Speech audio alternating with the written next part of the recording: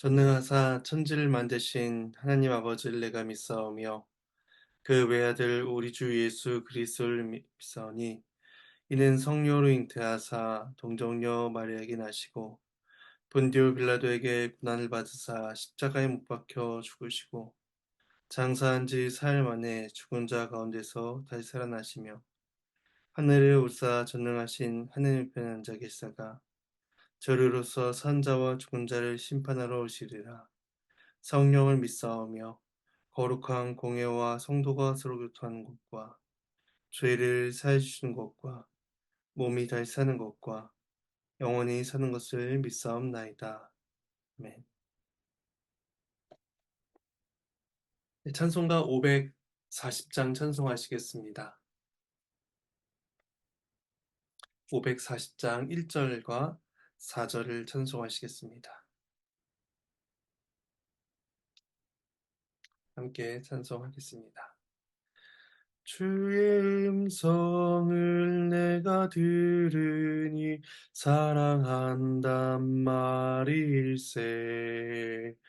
믿는 마음으로 주께 가오니 나를 영접하소서.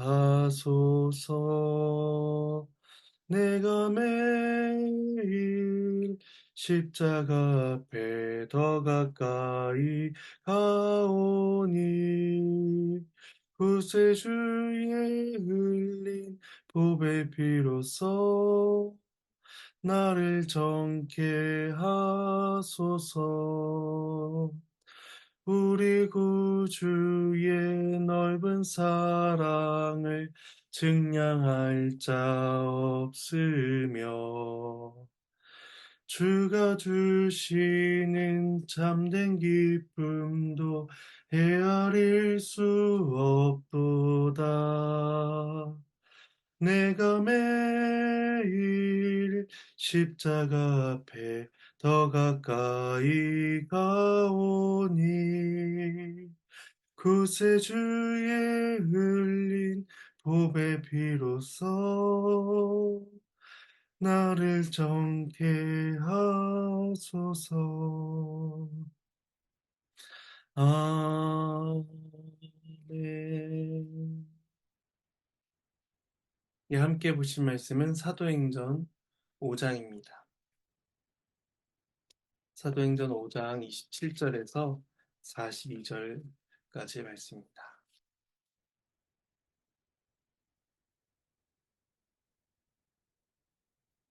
5장 27절에서 마지막 42절까지의 말씀입니다. 네, 말씀은 본문을 살펴가는 가운데 봉독하도록 하겠습니다. 이제 주의 말씀을 나누겠습니다. 옥에서 나와 말씀을 전하던 사도들은 또다시 복음에 대한 저항과 반대에 부딪히게 됩니다. 대제사장들이 사람들을 보내어 사도들을 붙잡아 오도록 한 것입니다. 옥에서 기적적으로 나와서 생명의 말씀을 전하던 기쁨도 잠시일 뿐 사도들은 다시 사내들인 공회에 그 종교 지도자들 앞에 서게 됩니다. 그것에서 사도들은 대제사장의 신문을 받게 되고 또 능력을 받게 되지만 모든 것이 그리스도의 이름을 위하여 이루어졌다라는 사실 때문에 기뻐하며 더욱더 힘을 내어 복음을 전하게 됩니다. 오늘 본문은 세 단락으로 나눠 볼 수가 있습니다. 27절에서 32절이 첫 번째 단락이고 33절에서 39절 그리고 40절에서 42절이 두 번째와 세 번째 단락입니다. 단락을 따라서 말씀을 살펴보도록 하겠습니다. 먼저 27절에서 32절은 대제사장들의 신문과 사도들의 대답입니다. 말씀을 봉독하겠습니다. 그들을 끌어다가 공회 앞에 세우니 대제사장이 물어 이르되 우리가 이 이름으로 사람을 가르치지 말라고 언금하였으되 너희가 너희 가르침을 예루살렘에 가득하게 하니 이 사람의 피를 우리에게로 돌리고자 함이로다. 베드로와 사도들이 대답하여 이르되 사람보다 하나님께 순종하는 것이 마땅하니라. 너희가 나무에 달아 죽인 예수를 우리 조상의 하나님이 살리시고 이스라엘에게 회개함과 죄사함을 주시려고 그를 오른손으로 높이사 임금과 구주로 삼으셨느니라. 우리는 이 일의 증인이요 하나님이 자기에게 순종한 사람들에게 주신 성령도 그러하니라 하더라.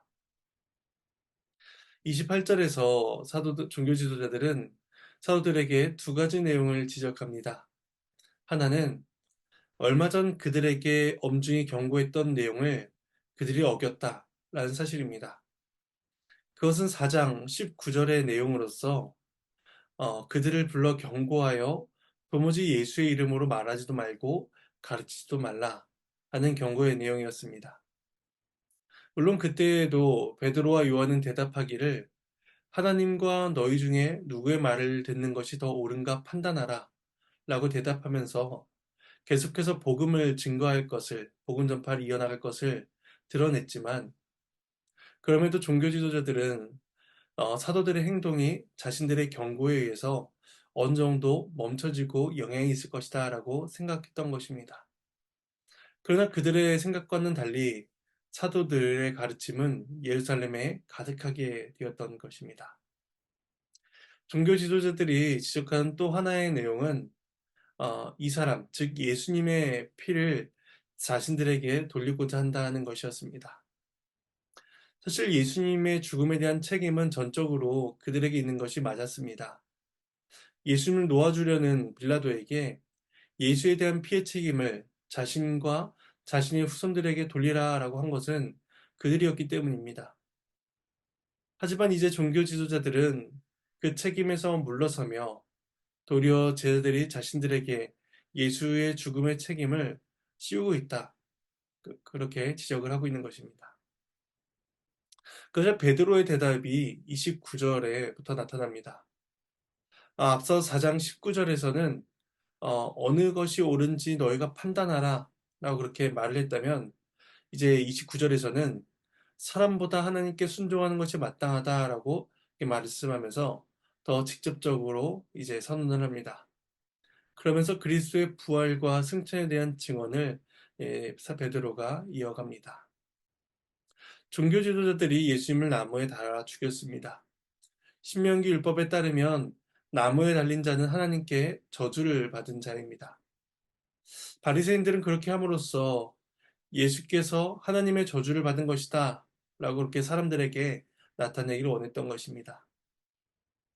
그런데 베드로는 말을 하길 예수님께서 저주받은 자가 아니다라는 사실이 우리 조상의 하나님, 즉 아브라함과 이삭과 야곱에게 언약을 약속하신 바로 그 하나님께서 그 나무에 달려 죽으신 예수님을 살리셨다라는 것에서 확인되고 있다라고 설명을 합니다. 예수님의 죽으심은 자신의 죄 때문이나 혹은 하나님 앞에서 저주받은 자이기 때문에 죽으신 것이 아니라 많은 사람의 대속물이 되시기 위하여 십자가에 죽으셨던 것입니다. 하나님께서는 예수님을 부활시키심으로써 그 사실을 증거해 나타내셨습니다. 그리고 하나님께서는 부활하신 예수님을 하나님 보좌 우편에서 만물의 임금과 구주로 높여 주셨다는 것입니다. 종교 지도자들은 예수님을 낮추며 또 죽음까지 몰아세웠지만 도리어 하나님께서는 예수님을 높이며 영광 가운데 거하게 하신 것입니다. 이러한 그리스도를 믿는 자들만이 회개하여 죄 용서함을 받는 은혜를 누리게 된다라고 베드로는 선언합니다. 그리고 사도들이 그 그리스도의 부활과 승천에 있어서 증인들이었습니다. 그들은 눈으로 목격한 증인이었으며 이제는 입으로 증거하는 증언자가 된 것입니다. 그리고 무엇보다도 예수님에 대한 최고의 증인은 바로 성령 하나님이셨습니다. 하나님께서는 그리스도를 믿고 따르는 모든 사람들에게 성령을 약속하셨으며 오순절 성령 강림을 통하여서 그 사실을 확인시켜 주셨습니다. 베드로는 이렇게 함으로써 자신들이 복음 전파를 할 수밖에 없으며 또 그들이 죽인 예수 그리스도께서 사실은 부활하셨으며 승천하셔서 우리에게 약속된 메시아이시다 라는 사실을 그렇게 증언합니다. 이러한 베드로와 요한의 대답 앞에 종교 지도자들이 어떻게 반응을 했을까요? 그 반응이 33절에서 39절 말씀들을 통해서 확인됩니다. 제가 말씀을 봉독하도록 하겠습니다. 그들이 듣고 크게 노하여 사도들을 없이하고자 할세. 바리새인 가말리엘은 율법 교사로 모든 백성에게 존경을 받는 자라. 공회 중에 일어나 명하여 사도들을 잠깐 밖에 나가게 하고 말하되 이스라엘 사람들아 너희가 이 사람들에게 대하여 어떻게 하려는지 조심하라.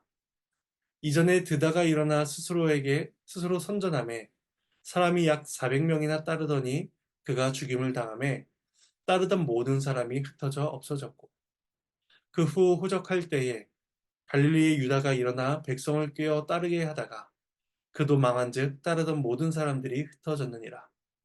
이제 내가 너희에게 말하노니 이 사람들을 상관하지 말고 버려두라. 이 사상과 이 소행이 사람으로부터 났으면 무너질 것이요 만일 하나님께로부터 났으면 너희가 그들을 무너뜨릴 수 없겠고 도리어 하나님을 대적하는 자가 될까 하노라 하니. 종교 지도자들은 사도들의 말을 듣고 격분하여 이제 사도를 죽이자라는 말들이 여기저기서 나오게 되었습니다. 자신들의 뜻대로 예수님을 죽인 것처럼 이 제자들도 얼마든지 사형을 선고할 수 있다라고 그들은 생각한 것입니다. 근데 그때 바리새인 율법 교사인 가말리엘이 발언권을 갖게 됩니다. 이후에 사도행전 22장 3절에 따르면 사울이 그의 제자 중 한 명이었던 것을 우리는 보게 됩니다. 이 가말리엘은 공회 안에 있던 사도들을 잠시 바깥으로 내보내고 이제 종교 지도자들과 논의를 시작하게 됩니다. 가말리엘은 과거의 두 가지 사례를 드는데 드다와 유다라는 사람의 이야기입니다. 먼저 드다라는 사람이 선동해서 400명의 사람들이 그를 따르게 되었지만 그가 죽자 모두 흩어져 버렸다라는 것을 이야기합니다. 드다의 운동은 그렇게 끝이 나고 헛된 일이 되어버렸습니다. 그리고 그 후에 유다라는 사람이 호적할 때에 일어나 사람들을 선동하게 됩니다. 이 호적하는 것, 호적 조사는 이방 통치자에게 공물을 바치기 위한 것으로서 언제나 사람들의 민심의 반발심을 이끌어내는 것이었습니다.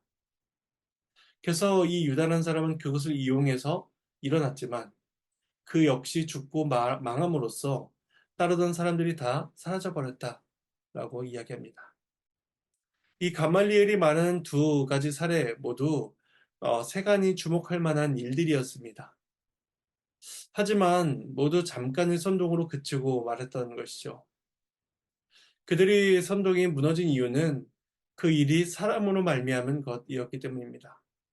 굳이 그들을 억누르거나 그들에게 반응하지 않아도 그 일은 스스로 소멸되고 말았던 것입니다. 하지만 가말리엘이 이야기하는 것 중에 중요한 것은 39절의 말씀입니다. 그 일이 하나님께로부터 비롯된 일이라면 어떤 방책으로도 그것을 막을 수 없다 하는 것이죠. 그리고 혹 그것을 막으려고 한다면 그것은 하나님을 대적하여 하나님 앞에 범죄하게 되는 결과를 낳는다라고 가말리엘이 이야기합니다. 이 가말리엘의 주장에 모든 사람들이 설득이 됩니다. 아마도 이 종교 지도자들은 그 가말리엘이 이야기했던 것처럼 그 사도들의 행동이 그 두 가지 사례와 같다라고 생각했을 것입니다. 유다와 드다처럼 이들이 사람들에 의해서 일어난 일이며 이것은 곧 소멸될 것이다. 라고 그렇게 판단했던 것이죠.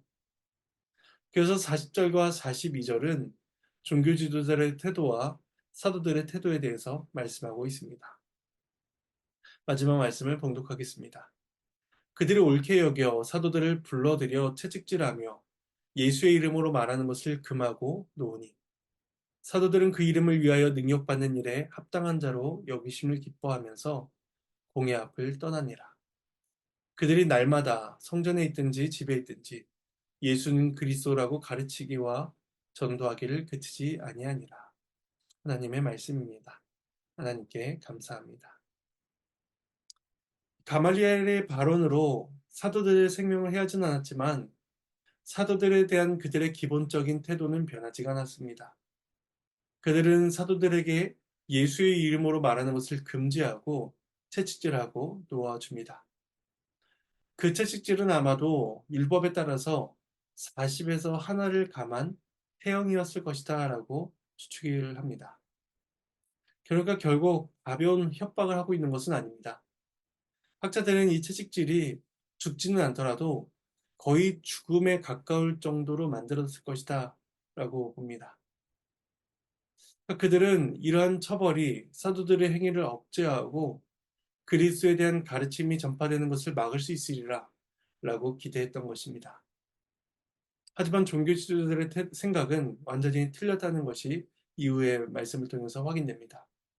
사도들은 그 이름을 위하여 능력받는 일에 합당한 자로 여기심을 매우 기뻐합니다. 세상 모든 사람들은 능력을 받고 또 불명예를 얻게 되는 것을 매우 수치스러운 일로 생각합니다. 그래서 명예 때문에 자신 생명을 포기하는 경우도 종종 우리는 보게 됩니다. 그런데 사도들은 그러한 사실에 오히려 기쁨으로 여기게 됩니다. 이것은 예수님께서 공생의 사역 기간에 그들에게 이런 말씀하셨던 것을 우리는 기억하게 됩니다. 누가복음 6장 22절, 23절 말씀에 이렇게 말씀을 합니다. 제가 봉독해 드리겠습니다.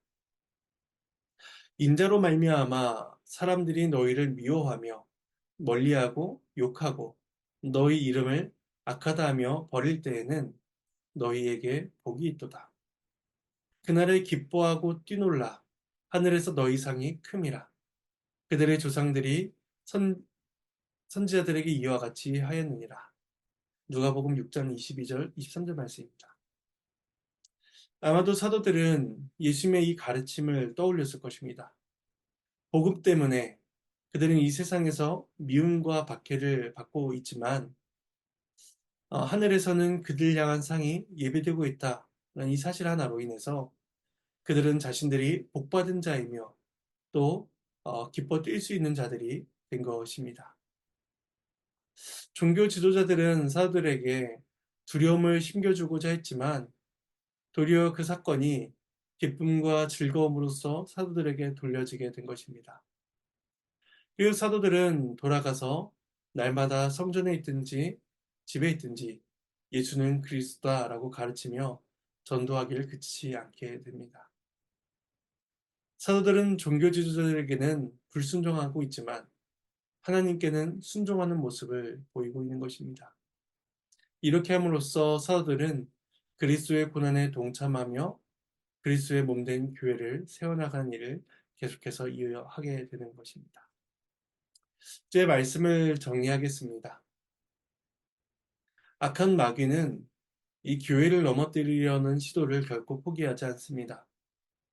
에덴 동산 이후로 경건한 자들은 늘 세상의 유혹과 위협 앞에 놓여 있으며 예수님께서도 세상의 권세 앞에 죽음을 당한 것처럼 보였습니다. 하지만 사도들이 말씀한 바와 같이 하나님께서는 그리스도를 살리셨으며 하나님 우편에 앉히사 만왕의 왕으로 세우셨습니다. 마찬가지로 교회와 성도는 세상 속에서 많은 폭풍우를 맞닥뜨리게 되며 또한 고난과 때론 죽음의 위기까지도 우리는 경험하게 될 것입니다.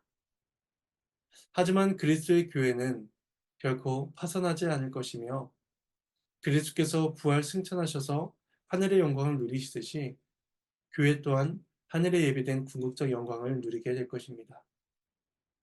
따라서 우리는 성도로서 그 이름을 위하여 능력을 받고 또 그 이름을 위하여 살아간다는 사실을 기억해야 할 것입니다. 그래야 우리에게 주어진 모든 환경 속에서 기쁨 가운데 힘을 얻어 그리스도와 또 교회를 위해서 살아갈 수 있을 것입니다. 이러한 복된 은혜가 저와 여러분의 삶 가운데 있기를 간절히 소망합니다. 제가 잠시 기도하도록 하겠습니다. 하나님의 은혜에 감사를 드립니다.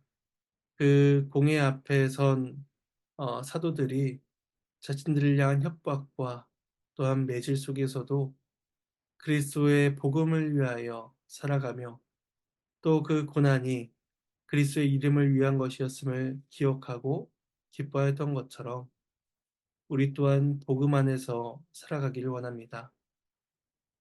때로는 복음 때문에 오해를 받고 또 복음 때문에 고난과 어려움과 손해를 보는 일이 있을지라도 그 가운데에 그 이름을 위하여 사는 것임을 기억하게 하여 주시고 또 그 가운데 주께서 기쁨과 감사의 고백들을 차고 넘칠 수 있도록 부어 주시옵소서. 우리는 부족하고 연약하오나 하나님께서 우리에게 은혜를 베풀어 주시고 또 힘 주실 때에 우리가 넉넉히 살아갈 수 있음을 고백합니다. 주의 은혜를 구하며 살아가는 복된 하루가 되게 하여 주시옵소서. 감사를 드리며 예수님의 이름으로 기도합니다. 주님께서 가르치신 기도로 마치겠습니다. 하늘에 계신 우리 아버지여, 이름이 거룩히 여김을 받으시오며 나라가 임하시오며 뜻이 하늘에서 이루어진 것 같이 땅에서도 이루어지리이다. 오늘 우리에게 일용할 양식을 주시옵고 우리가 우리에게 죄진 자를 사해 준 것 같이 우리의 죄를 사해 주시옵고 우리를 시험에 들게 하지 마시옵고 다만 악에서 구하시옵소서. 나라와 권세와 영광이 아버지께 영원히 싸움나이다. 아멘.